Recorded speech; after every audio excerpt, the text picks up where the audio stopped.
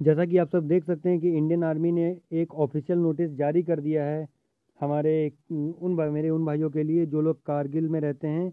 जी हाँ, कारगिल में रहने वाले भाइयों के लिए इंडियन आर्मी ने रैली का जो अपना प्लान है वो रिलीज़ किया है। जो आप देख सकते हैं यहाँ पर लिखा हुआ है कि 26 जून 2020 से 30 जून 2020 तक ये कारगिल में रैली चलेगी। इंडियन आर्मी सिलेक्शन लेगा। तो चलिए आज हम लोग डिस्कस करते हैं इस नोटिस को कि क्या क्या इसमें दिया है। तो सबसे पहले मैं पॉइंट वाइज इसको डिस्कस करूंगा। देखते हैं पॉइंट वन में क्या लिखा है।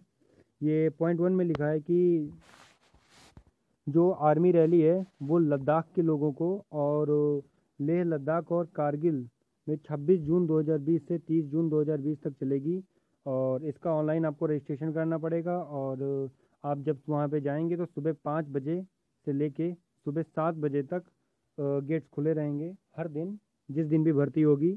तो आपको समय से वहाँ पे पहुँच जाना है अपने बताए हुए दिन पे। जिस दिन आपकी रैली हो उसी दिन आपको सुबह 5 से 7 बजे के बीच में आपको पहुँच जाना है, अन्यथा गेट नहीं खुलेंगे। ये पॉइंट वन का था। अब चलिए पॉइंट टू को डिस्कस करते हैं।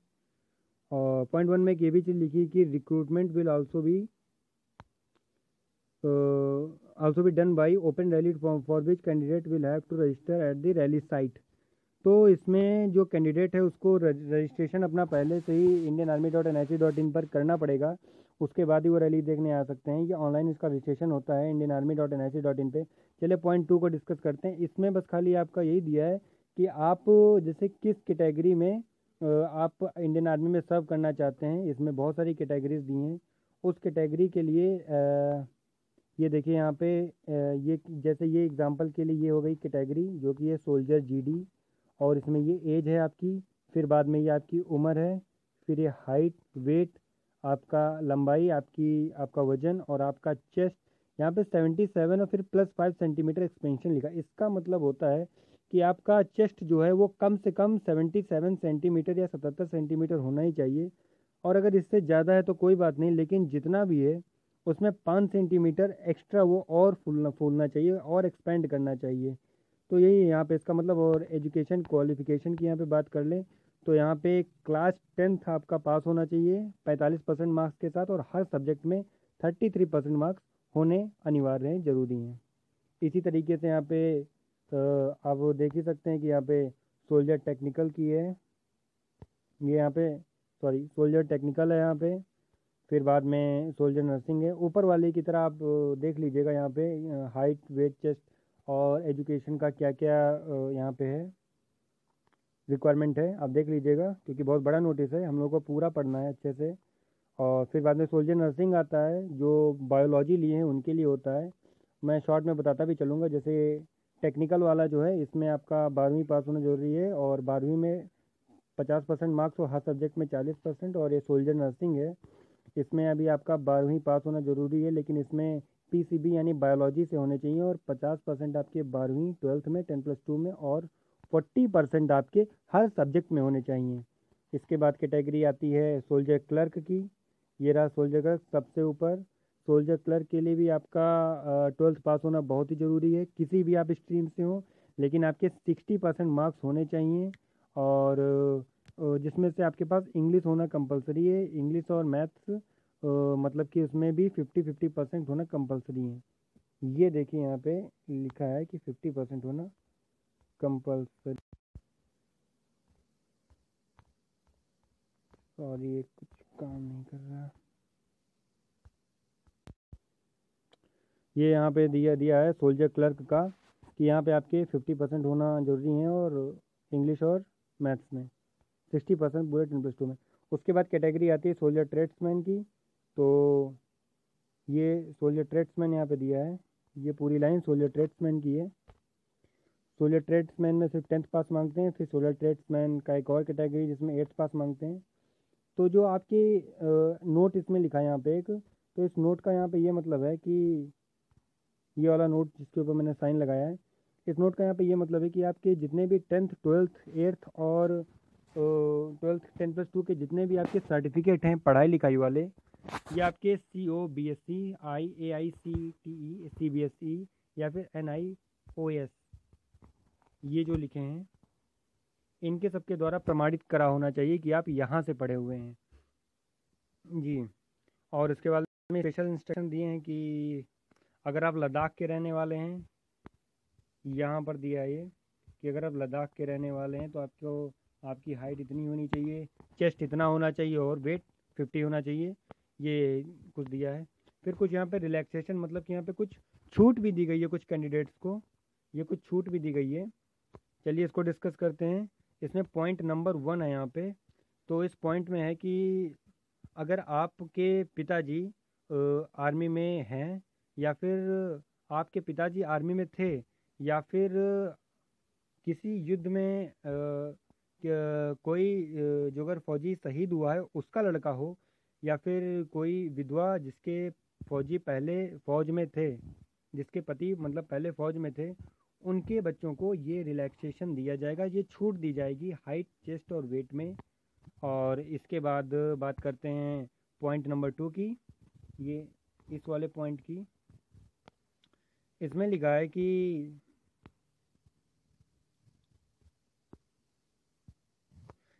है कि अगर कोई गोद लिया हुआ बच्चा है, इस वाले में कि अगर कोई गोद लिया हुआ बच्चा है, कोई वॉर विडो है, मतलब कि कोई युद्ध में जो जिसके पति शहीद हो गए हों फौज में, उसका अगर जो कोई बच्चा जो गोद लिया हुआ है उसको ये मिलेगी छूट।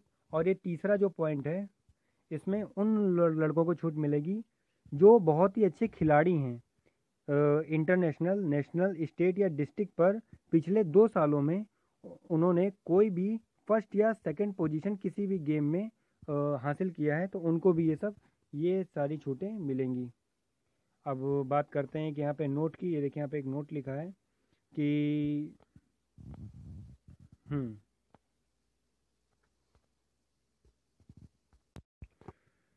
इस नोट में यही लिखा है कि या तो आप के पिताजी इसमें कार्यरत हों सेना में, भारतीय सेना में, या तो आपके पिताजी इस भारतीय सेना में नहीं है, या तो आप कोई बहुत ही अच्छे स्पोर्ट्स पर्सन है।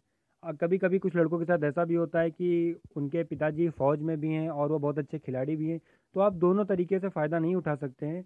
आपको अपना कोई एक ही परिचय देना होगा कि मैं अपने पिताजी के फौज में होने की वजह से ये सुविधा लेना चाहता हूँ, या फिर रिलैक्सेशन की, या फिर मैं अपने स्पोर्ट्स करियर की वजह से, कोई एक ही चीज़ से आपको फ़ायदा हो सकता है। अब इस पॉइंट नंबर 3 की बात करते हैं, ये वाला पॉइंट। वहाँ पर जाकर आपको करना क्या है, वहाँ पर आपकी दौड़ होगी 1600 मीटर की, जिसको आपको 7.5 मिनट में अगर आप कंप्लीट करते हैं तो आपको 60 मार्क्स मिलेंगे। और 7.5 से ज़्यादा लगाते हैं और 7:45 के बीच में करते हैं तो आपको 48 मार्क्स मिलेंगे। ये यहाँ पे आपके मार्क्स लिखे हुए हैं। और उसके बाद में पुलअप्स आपके लिखे हुए हैं, पुलअप्स। और अगर जो आप पुलअप्स 10 मारेंगे तो 40, और 9 मारते हैं तो 33। इसी तरीके से पुलअप्स और उनके सामने के मार्क्स लिखे। फिर ये लिखा है 9 फीट डिच। इसका मतलब होता है कि 9 फीट का एक गड्ढा होता है, उसको आपको एक फांदना होगा। यहाँ पे लिखा है नीड टू क्वालिफाई, उसको आपको क्वालिफाई करना ही होगा। एक जिग जैग बैलेंस होता है, एक रॉड होती है टेढ़ी मेढ़ी, उसके ऊपर बस खाली आपको चलना पड़ता है। अब आगे बढ़ते हैं। फिजिकल मेजरमेंट हर कैटेगरी के लिए आपको ऊपर बता ही दिया गया है। ये देखिए,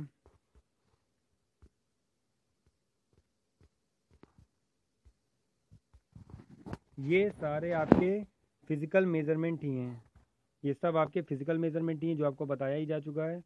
और हम लोग थोड़ा और आगे बढ़ते हैं। लिस्ट थोड़ी लंबी है इसीलिए हम लोग थोड़ा जल्दी कवर करेंगे, लेकिन किसी भी चीज़ को छोड़ना नहीं है।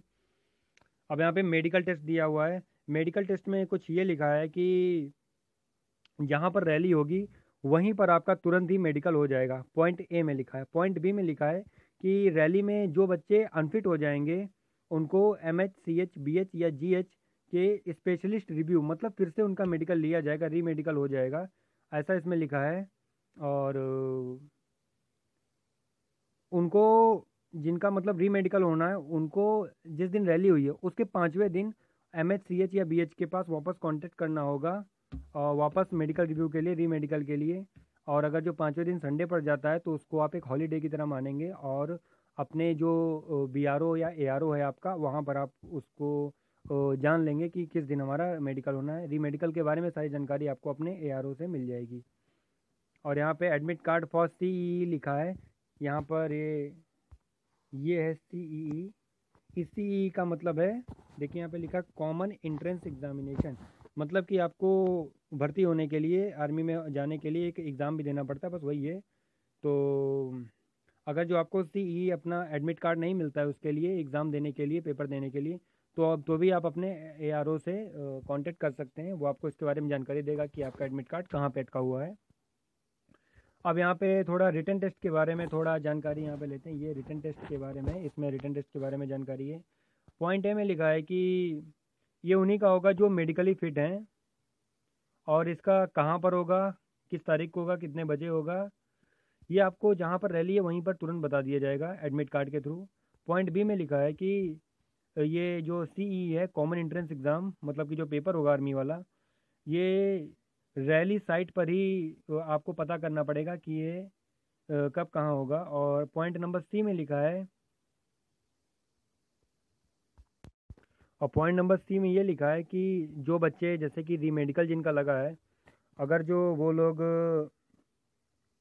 MHCH या BH से फिट पाए गए हैं, तो उनका जो एग्ज़ाम के लिए यहाँ पर लिखा है, मैं इस पॉइंट की बात कर रहा हूँ, इस वाले पॉइंट की, ये वाला पॉइंट, अगर जो उनका री मेडिकल में अगर वो फिट पाए गए हैं, तो जो श्रीनगर का आर्मी रिक्रूटिंग ऑफिस है, उनके एडमिट कार्ड वहाँ से उनको मिल जाएंगे, री मेडिकल वालों को, अपने रिटर्न पेपर के लिए। अब बात करते हैं पॉइंट नंबर 4 की, ये वाला पॉइंट, ये वाला पॉइंट की। अब यहाँ पे बात करेंगे पॉइंट नंबर 4 में कि कौन कौन से आपको डॉक्यूमेंट लाने ज़रूरी हैं, जिसमें आपके सारे डॉक्यूमेंट्स और सर्टिफिकेट की सबकी आपकी फ़ोटोकॉपी होनी चाहिए। पॉइंट नंबर A पर आपका एडमिट कार्ड है, जिस एडमिट कार्ड को लेकर आप रैली में दाखिल होंगे। पॉइंट नंबर 2 पर आपका फ़ोटोग्राफ है, जो आपकी खुद की पासपोर्ट साइज़ की फ़ोटो होनी चाहिए, कम से कम 20, जिनका कि जो बैकग्राउंड है वो सफ़ेद रंग यानी वाइट कलर का होना चाहिए, और वो आपकी 3 महीने से ज़्यादा पुरानी नहीं होनी चाहिए। पॉइंट नंबर C की बात करते हैं, जिसमें लिखा है एजुकेशन सर्टिफिकेट, और एजुकेशन सर्टिफिकेट में आपकी मार्कशीट होनी चाहिए ओरिजिनल, फ़ोटोकॉपी मत लाइएगा। बहुत बार लोग गलती कर देते हैं लड़के कि अपनी फ़ोटोकॉपी ले आते हैं, प्लीज़ अपनी ओरिजिनल मार्कशीट लाइएगा। और दैट इज़ मैट्रिक 10th की, 12th की, ग्रेजुएशन की, जो भी आपके पास है, हर चीज़ की ओरिजिनल मार्कशीट लाइएगा। और जो मतलब कि एक अच्छे खासे जाने माने बोर्ड से, जो जाने माने बोर्ड की हो मार्कशीट, वहाँ की लाइएगा, लोकल मार्कशीट मत लाइएगा, ओरिजिनल लाइएगा। पॉइंट नंबर D है, जिसमें लिखा है डोमिसाइल सर्टिफिकेट, ये वाला। डोमिसाइल का मतलब होता है कि जहाँ पर रहते हैं, आपका निवास प्रमाण पत्र, उसको कहते हैं डोमिसाइल सर्टिफिकेट। तो इसमें भी आपका फ़ोटोग्राफ इशू है, मतलब कि आपका जो निवास प्रमाण पत्र है उस पर आपकी फ़ोटो लगी होनी चाहिए, आपके तहसीलदार या डिस्ट्रिक्ट मजिस्ट्रेट के द्वारा। अगला है कास्ट सर्टिफिकेट, आपकी जाति प्रमाण पत्र, इसमें भी आपका एक फ़ोटो लगा होना चाहिए, जहाँ पे आपका, जिस पेपर पे आप जाति प्रमाण बनवा के लाएंगे, इसको भी आप तहसीलदार या डिस्ट्रिक्ट मजिस्ट्रेट यानी DM से बनवा के ला सकते हैं। रिलीजन सर्टिफिकेट कि आप सिख हैं, हिंदू, मुस्लिम या क्रिश्चियन हैं, अगर ये कास्ट सर्टिफिकेट में नहीं मेंशन है, नहीं लिखा हुआ है, तो फिर आप तहसीलदार या SDM से अपना रिलीजन सर्टिफिकेट भी बनवा सकते हैं। नेक्स्ट है आपका स्कूल का कैरेक्टर से, जो विद्यालय से आपका कैरेक्टर सर्टिफिकेट बनता है, चरित्र प्रमाण पत्र, उसे भी लाना जरूरी है।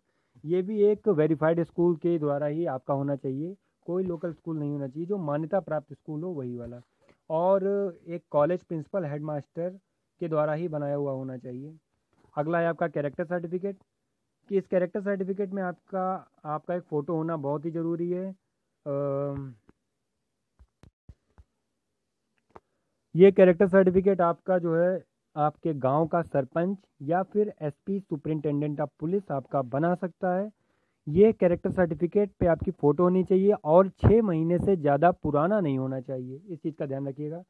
आपका अविवाहित पत्र जो है, आपका अनमैरिड सर्टिफिकेट, अविवाहित प्रमाण पत्र भी आपका होना चाहिए। और आपका जो अविवाहित प्रमाण पत्र है, ये भी 6 महीने से ज़्यादा पुराना नहीं होना चाहिए, और इसे भी आपके गांव का सरपंच या म्यूनसिपल कॉरपोरेशन का कोई भी आदमी इसको वेरीफाई कर सकता है।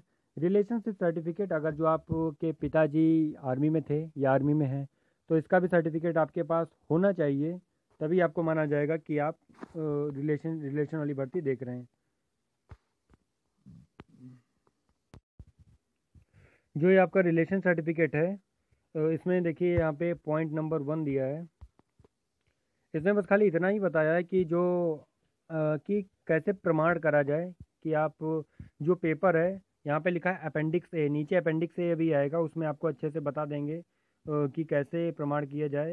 इसमें यहाँ पे लिखा है कि जो आर्मी का जो रिकॉर्ड ऑफिसर है उसके द्वारा आपको प्रमाणित कराना है कि आपका रिलेशन क्या है, जिसके दम पे आप देखने आए यहाँ पे भर्ती, जिससे आप अपना रिलेशन बता रहे हैं, उसके द्वारा वेरीफाई करा हुआ होना चाहिए। और यहाँ पर अपेंडिक्स बी की बात करी जा रही है, तो अपेंडिक्स बी के हिसाब से आपको यहाँ पे कराना है।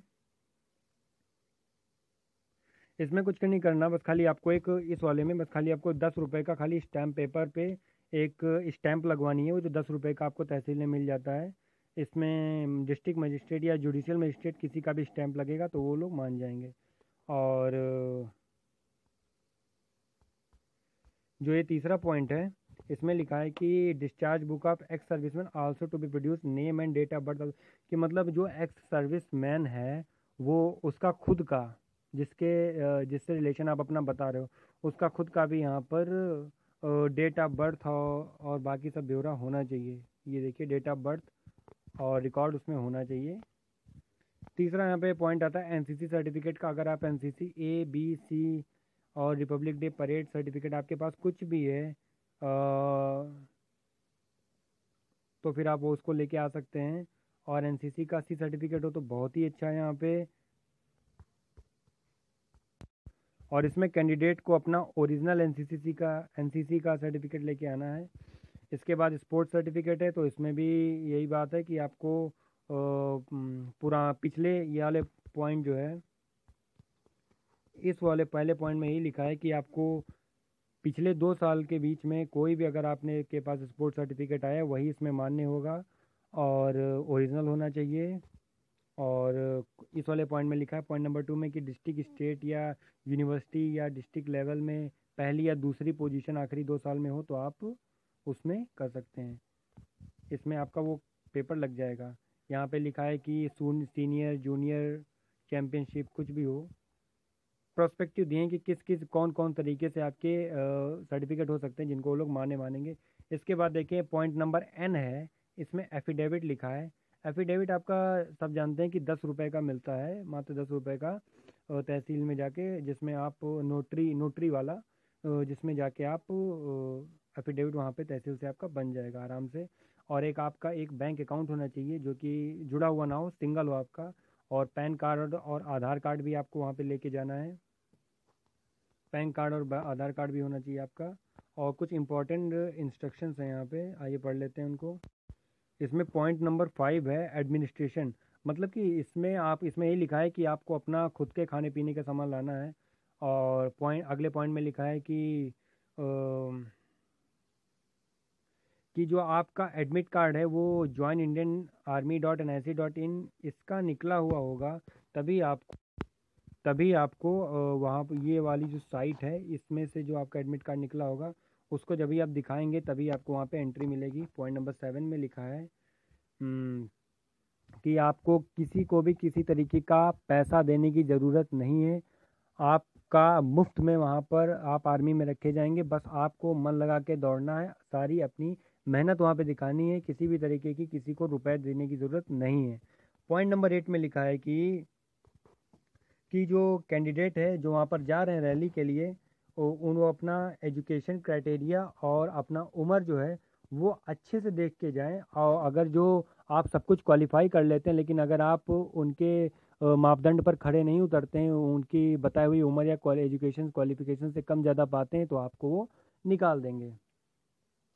और पॉइंट नंबर 9 में लिखा है कि रिश्वत देना या वहाँ पे एक जुर्म की तरीके से माना जाएगा, तो वो उस पर अपने तरीके से एक्शन ले सकते हैं। पॉइंट नंबर 10 में लिखा है कि ऐसे सर्टिफिकेट जिन पे ओवर राइटिंग होगी या फिर कुछ ऐसा गड़बड़ लगेगा तो उसको भी वो लोग नहीं स्वीकारेंगे, एक्सेप्ट नहीं करेंगे।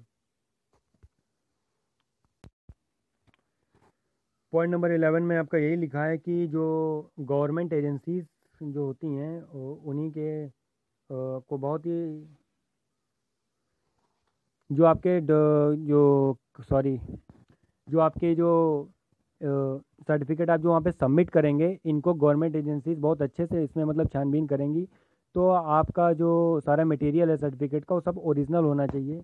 पॉइंट नंबर 12 में आपका बताया है कि अगर आप वहाँ पे मर जाते हैं या फिर आपको चोट लगती है या फिर आपका कुछ खो जाता है, मतलब कि आपको आपको उसके लिए कुछ भी मिलेगा नहीं, वहाँ पे आपको टीए कुछ नहीं मिलेगा। आप पूरी तरीके से अपनी जिम्मेदारी पर जाएंगे और आएंगे, और आप किसी भी तरीके के ड्रग्स या इंजेक्शन का यूज़ नहीं करेंगे। पॉइंट नंबर 13 में लिखा है। अब बात करते हैं टैटू की कि कहाँ पर आपका टैटू होना चाहिए या नहीं होना चाहिए। और जो आपकी हथेली होती है, फोर आर्म्स, उसमें आप जब सावधान की मुद्रा में खड़े होते हैं तो जो भाग आपका अंदर की तरफ छुप जाता है वहाँ पर खाली आपके टैटू अनिवार्य है, मतलब वहाँ पर आपके एक्सेप्ट कर लेते हैं टैटू। तो जहाँ पर मतलब कि अगर आप खड़े हों सावधान की मुद्रा पर तो वो दिखेगा नहीं, वो भी छोटा सा, ज़्यादा बड़ा नहीं। और पूरे शरीर पर कहीं पर भी फ़ोटो जो है वो एक्सेप्ट नहीं करती है इंडियन आर्मी रैली में। और पॉइंट नंबर 15 में, अगर 180 दिन या उससे ज़्यादा हो जाता है मेडिकल होने के बाद, तो फिर आपका मेडिकल दोबारा होगा या फिर आपको अनफिट घोषित कर दिया जाएगा। तो फिर इसमें मतलब कहने का ये कि आप अगर आपका मेडिकल हो गया तो आप कहीं गायब ना हो जाइएगा, आप सही समय पे पहुंचिएगा। किसी किसी भी कारणवश अगर आपका 180 दिन या उससे ज़्यादा हो जाता है मेडिकल होने के बाद, तो फिर आपका मेडिकल दोबारा होगा और अनफिट कैंडिडेट को वापस कर दिया जाएगा। पॉइंट नंबर 16 की तरफ बढ़ते हैं।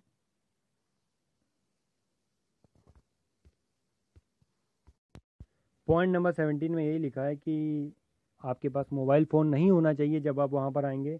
पॉइंट नंबर 18 कहता है कि अगर आपको लगता है कि आपके शरीर में कुछ भी कमी है तो आप आर्मी की रैली देखने से पहले आप खुद से जाकर पता कर लीजिए कि आपके डॉक्टर से चेकअप करा लीजिए कि क्या आपके में कोई कमी तो नहीं है।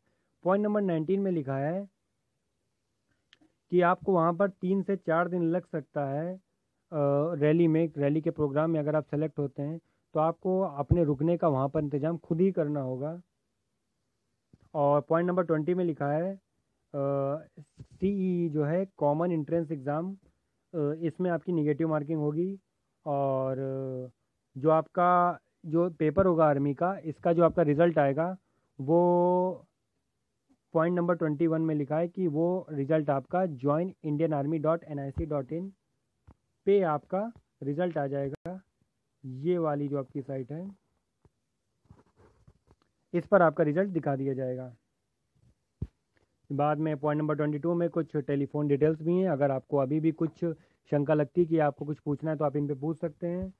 और फिर बाद में ख़त्म हो गया है ये देखिए यहाँ पे अपेंडिक्स ए दिया है कि किस तरीके का आपको एफिडेविट बनाना है। ये आप तहसील से आपको इसी तरीके का निकलवाना है।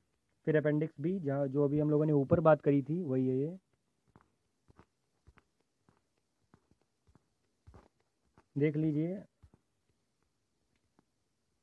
और अगर आपको भी ये वाला जो नोटिस है कारगिल रैली 26 जून से लेकर 30 जून तक 2020 वाला, अगर आपको ये डाउनलोड करना है तो आप joinindianarmy.nic.in पर जाकर इसको डाउनलोड करके खुद से अच्छे से भी पढ़ सकते हैं।